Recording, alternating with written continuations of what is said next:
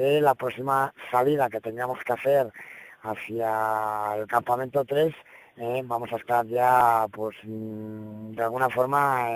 aclimatados, ¿no? Lo que queda ahora y lo que espera es que toda la nieve que días atrás ha caído en la montaña, en la Annapurna, pues vaya asentando en el terreno y podamos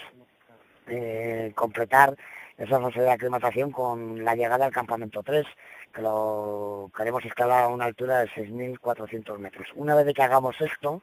que va a suceder en los próximos días, dentro de 4 o 5 días,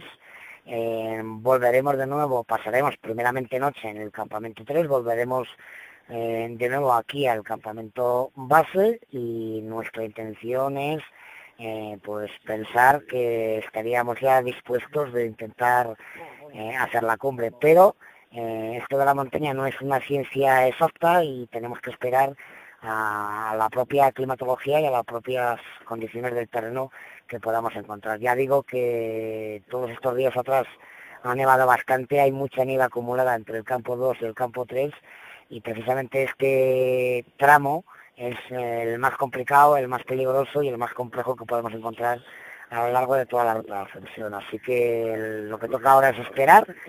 y bueno, a ver si en los próximos días el buen tiempo hace que toda esa nieve asiente bien y que en 4 o 5 días pues podamos subir el campo 2 para luego ir al campo 3 y completar así la fase de aclimatación.